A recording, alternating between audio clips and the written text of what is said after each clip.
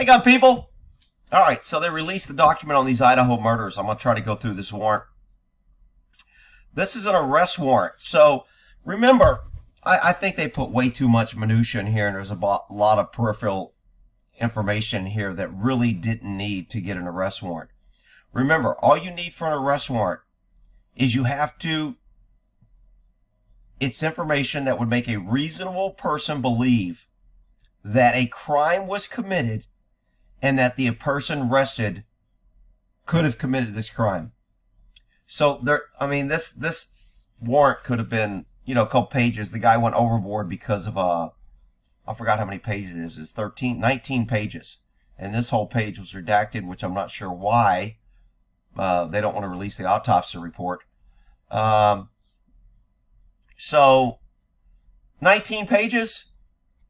This could have been 2 or 3 pages, pretty easy. We'll go through it. I'll give you my opinion on good or bad. And there was some good information here that we didn't know. Okay, when you do a statement by the officer, this is usually the investigating officer, the one who writes the warrant, probably has the most information about the case. Sometimes they're called the case agent. Sometimes, if you got multiple people, which they probably do in this case, they just have multiple case agents, and one of them is assigned, hey man, we need you to write an arrest warrant out.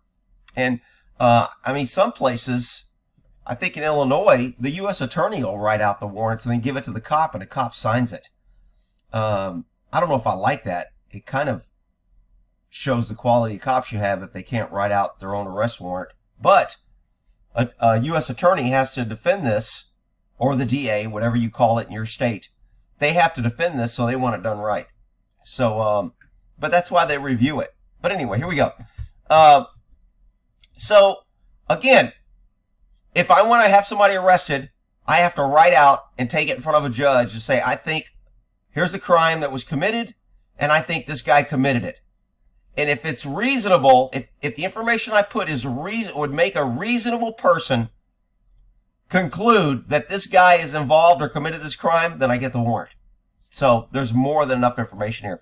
I thought they went further with the DNA, but they didn't. It was pretty simple. I thought it was more, some people were speculating about the DNA. All right, let's go. The information provided by Red duly appointed. You have to say you're a peace officer. How long you been a cop? This cop's only been a cop for 4 years. I would think on a high-profile case like this, you would have a more experienced detective doing this. But this guy had 4 years. Didn't do too bad.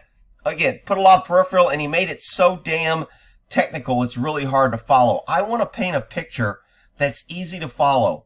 For the judge, for the DA, for me, for the jury when they see it later. I want to paint a picture that's easily followable. And here, he gets so damn technical with the cell phone towers. He lost me, and I was like, Jesus Christ, dude, whatever. Even though it's really not even that important. Here we go. Payne is employed. On November 4/15, they received a call to King Road resident. Remember, the murders happened at 4 a.m., what they're saying. Between 4 and 4:20, I think it's closer to 4:17. They have almost an exact timeline. And again, remember, they waited all this time to call the cops. They had an eyewitness to the guy.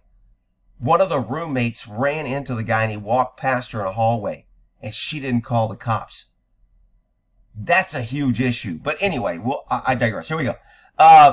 So they went to King Road to assist processing a crime scene. Oh, so they're just getting a crime scene. I'm sorry. Maybe this was I thought they didn't call till a whole lot later than the crimes occurred. And then they just got called to people sleeping. I thought that's what we first were told. Maybe the media was lying. Maybe they were giving false information. But this does not say that. Officer Smith and I entered the residence, north side. I then walked upstairs, directed me down the hallway, the west bedroom. And I'll put a link to this so you can read it if you want to. It's very hard to read. I'm going to skim through it, try to make it a little clearer. When I learned Zaina's driver's license, other personal belongings found in a room, he says, and Zaina Kindle's hereafter Kindle room. Okay. A lot of times we'll go R1 for room or suspect 1 if the roommate will be R1. You usually just put whatever it is on the police report. Suspect 1 is S1. Suspect 2 is S2. Complaining party is CP1. Reporting party is RP1. So in California, that's how most agencies write. It makes it a little bit more simpler and it shortens up your writing. He's going to use this Kendall's room hereafter referred to. He doesn't say referred to, but whatever. Just before entering the bedroom door on the south hallway, I approached the room. I could see a body, later identified as Kendall. So I wouldn't have really gone through all this. I'd have went, my probable cause on this part would have been, on so-and-so or dispatched to a crime scene where there was 4 homicides. When I got there, I walked through the house. I found 4 different rooms with 4 bodies who had multiple stab wounds and blood. And, well, at the end, I'll give you my little short version of how my warrant would have said. Also in the room was a male, later identified as Chaplin. Chaplin was deceased. Wounds determined by the autopsy. Blue, blue, blue. Blocked it out. I then followed Officer Smith's upstairs, 3rd resident, 3rd bedrooms, 4th floor. You see, you get all, okay, so I'm trying to mentally image bedroom, west side.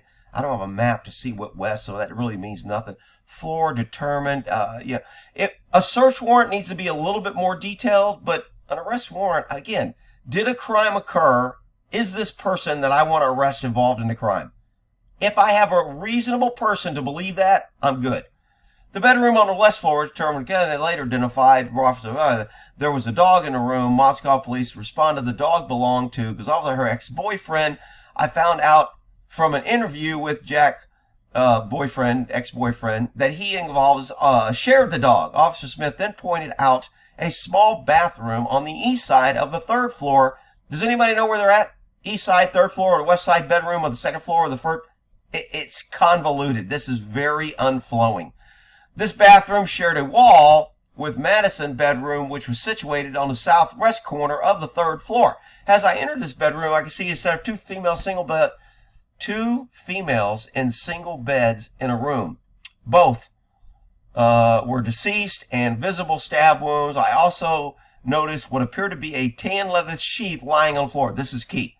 So this is the one part that needs to be in here. When I entered one of the bedroom with 2 dead bodies that were stab wounds, I noticed a sheath lying on the floor. That's key, because that's where they get the DNA. The sheath was later processed as a K-bar. Remember they were saying it was K-bar knife possibly? And we were speculating that maybe they got it from the stab wounds. Maybe they saw the size of the stab wounds. I was getting all technical. They found a freaking sheath. The guy left a sheath with the name K-bar and USMC on it. That's how they knew. But they didn't tell us that. They just said, we're looking for a knife that could fit the description of a K-bar. Okay. United States gold insignia on it. Now, part of the investigation later on this is we need to find out how he became in possession of this. Who gets these? When were they issued? At what basis? Was this guy a Marine? Did he know a Marine? Did he steal the knife? Did it belong to one of the people in the house? All the back history on this needs to be done later, not for this arrest. United States Gold Eagle on at the Idaho State Lab later located a source of male DNA, suspect profile left on the snap of the sheath. Remember I told you when working auto theft, we found 90% of our fingerprints of the bad guy on the rearview mirror. Because every guy that stole the car had to readjust the rearview mirror and he put his thumbprint on the mirror every time. And he put his fingerprints on the back of the mirror. So when we processed a stolen car, we always checked the mirror because that's where we always found the prints. But anyway, a snap on the sheath makes sense. He's going to put a snap on it. As part of the investigation, numerous interviews were conducted among detectives. 2 interviews, again, minutia. Okay, a lot of interviews were detective. Bedroom was located on the east side. Inside homicides were roommates. Victims of the boyfriend's bedroom was located on the east side of the 1st floor, the 3rd floor of the 2nd floor, east side room, bedroom, whatever. Jesus Christ. Based on numerous interviews conducted by these agents review evidence, I've learned the following. On the evening of November 12th, Chaplin and Kohberger were seen at the boyfriend's Sigma University. Again, he went into a lot of detail here. Do I need this for an arrest warrant? No. Because it's 4 homicides, did they not want to give the defense? Because remember, the defense can challenge this. Once a judge reviews something, it's pretty much golden. When the defense challenges it, he's challenging the judge that signed it. So very rarely are they overturned unless there's really some negligence or really outrageous shit that was done that the judge didn't know about. Then the judge gets pissed off and he says, because you didn't tell me and I didn't know, you made me look stupid, I'm going to throw out the warrant. That's about the only way warrants get tossed. So all this minutia trying to worry about this, it really is kind of unnecessary. But anyway, November 14th, ultimately, probably 1:45, they returned to the King's Red. This is all information we already knew they released. Located at a local bar between 1 and 12, approximately 1:30, downtown. The Grub Truck live streams video for their food truck streaming platform website. The video was captured by law enforcement, a private party. The Grubhub only becomes relevant because of what time he delivers the food, and to turn out his vehicle is not being involved, and to contact him to make sure he's not involved, and then we can isolate him and the vehicle. So that's the only real part.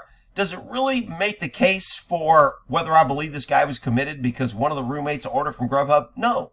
It really has no relevance on whether or not this guy that I want to arrest committed this crime. No relevance whatsoever.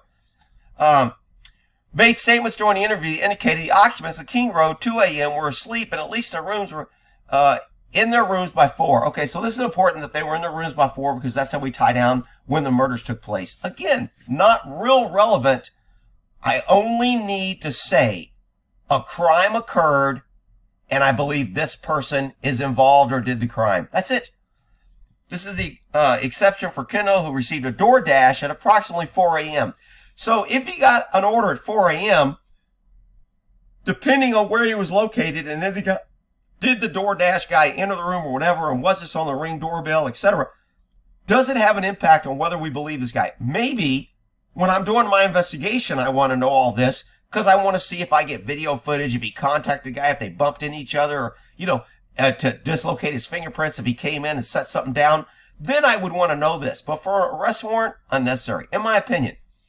DM stated she originally went to the south to sleep in her bedroom on the southeast side of the second floor.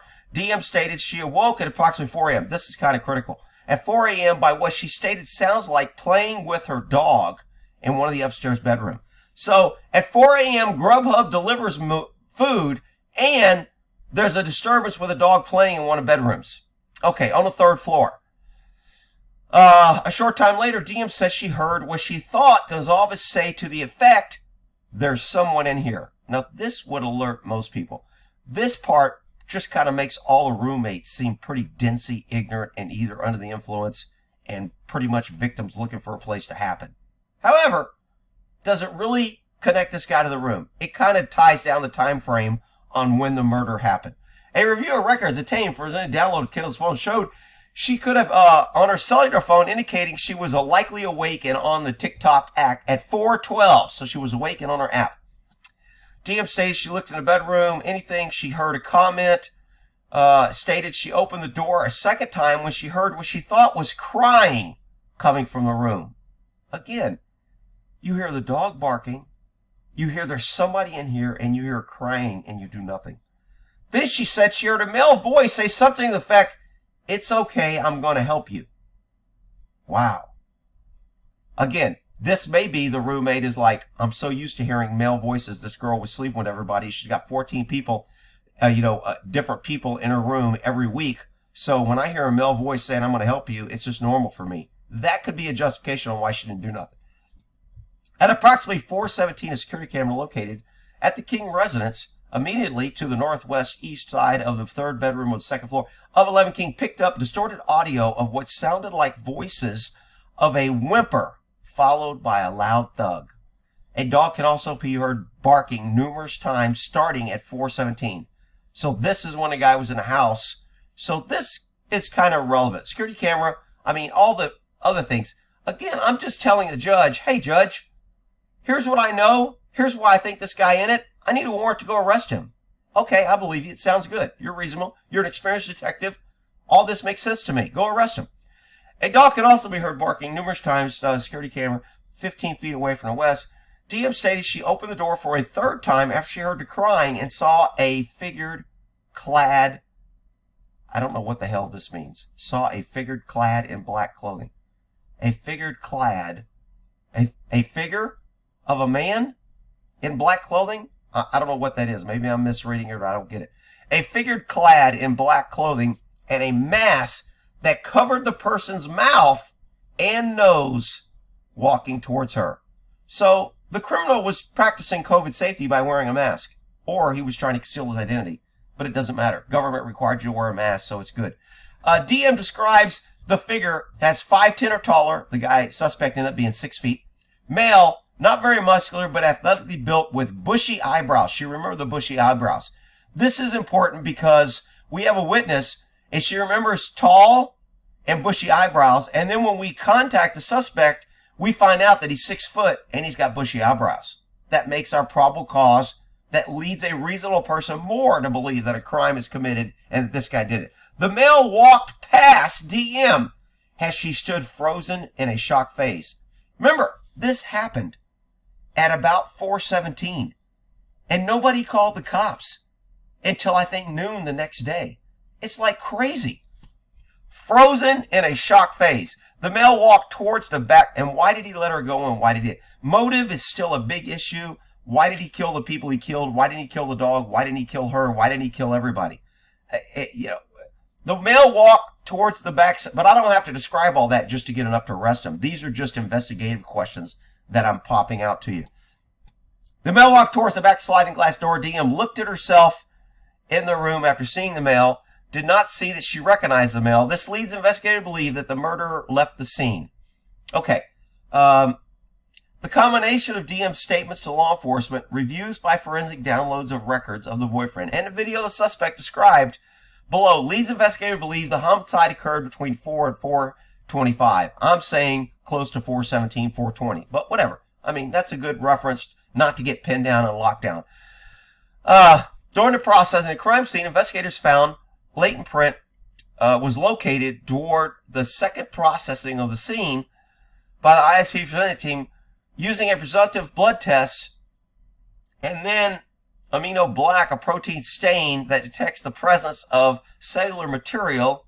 I'm assuming he's talking about DNA material or cells, which they get DNA. I'm not sure. He didn't explain that, so I'm not sure what he's talking about. The detected shoe print showed a diamond-shaped pattern. Did he find a shoe print? I didn't see where he said he found a shoe print. Oh, a latent shoe print. Investigator found a latent shoe print. Okay. Let's see. The shoe print was a diamond-shaped pattern. Viso. Now, obviously, the reason why this is important for the investigation and to tie this guy, and I don't know if they tie this guy to it later or not, I would only put the shoe print in here if I found the shoe, or when I arrested the suspect, he had a pair of shoes with the same print. But I haven't arrested him yet. Now, for a search warrant, I want this in here. Because when I go to his house to search, I want to say I'm looking for shoes with diamond type, shape, pattern prints on the sole. So this is important for a search warrant. Is it important for the probable cause? I don't know. You can be determined on whether or not like I said, I think they put a lot more information they needed just to get an arrest warrant. As part of the investigation, a extensive search of law enforcement video canvas was conducted on the King's residence. I would have just said we did a video canvas and we found the following video and went through it. So that would have been my short version of this. This video canvas was obtained footage of early morning hours, November 13th, 22nd, King Road, surrounding neighborhoods, and affect the location of the suspect leaving the area. The video canvas resulted in collection of numerous surveillance videos of the area. Does numerous videos help me tie this guy to the crime? Or just specific ones that I see his car driving at specific times, time of the crime? They get into that later, but again, minutia to me. I reviewed the numerous videos that were collected and had a conversation with MPD officers, ISP detectives, and FBI agents who similarly reviewed footage and obtained. The review of the camera footage indicated a white sedan, hereafter referred to as suspect vehicle 1. I'd have just put SV1 is what we would have done, so I don't have to type out suspect vehicle 14 times. I'd have put SV1. Okay. Was observed traveling westbound 700 block Indian Hills, Moscow. Now, see, I would have tied this because people that read this don't know this area. So when you write a statement like this, you're saying, review the footage. The suspect vehicle was traveling westbound 700 block of Indian West Coast Drive. I would have put, he was traveling 700 block of West Coast bound, which is approximately 600 feet from the crime location. Or moving 600 feet away from the crime location. Or a quarter mile from the crime location 2 minutes after the murder occurred. I would have tied it on why it's important. He may tie it in here, but I think I lose it because I'm just like, dude, man, your writing style doesn't paint a picture. Approximately westbound Idaho, Highway State 35, approximately 3:25 a.m. On the video, it appears suspect vehicle was not displaying a front license plate. Okay, a video footage, multiple videos obtained King Road showed multiple sightings of suspect vehicle 1 starting at 3:29, ending at 4:20, which is pretty good. We've got him in the area before he's stalking and driving past and around. That makes a reasonable person believe, why were you here if you didn't leave here? And why did you drive to another state where you live after this area? Okay, the sightings of suspect vehicle, 3 passes of King Drive. This is important. He drove past Idaho put, look, he was in the area. We have video footage that shows him driving past 1112 King Drive over 3 times during this period or whatever. Make it to where it paints a picture that I can follow. This guy gets too much into police jargon, police writing, just the facts. I'm going to list everything I know so it looks like I got a really great case. Whatever. Upon reviewing the video, there are a few cars that enter the exit area. Suspect vehicle 1 can be seen entering the area a 4th time in the price 404. This is important. He enters when he commits the crime. It can be seen driving eastbound, stopping, turning in front of 500 Queen Road 52, then driving back. Now, this kind of paints a picture that this vehicle is driving in an unordinary pattern. And it appears to be he's stalking and he's going back and forth and he's targeting this area. But again, it doesn't really say that. You have to kind of conclude that. And again, when I'm writing this, I'm giving my opinion as my experience as an officer and why I believe what I believe. So things I put in here, I have to tie it together on why I believe he's connected to the crime and what makes me believe he's connected to the crime. This guy does it, but just in a long roundabout way. Okay, it appears to be safely attempt to park and turn. The vehicle continued. Okay, it's 7:15. I got to head to the gym. I thought I'd get through this, but I'm only on page 7. I'm at 22 minutes. I'll make this a part 1. This will probably be a 2 or 3 part series. All right, we'll end this here and go to part 2.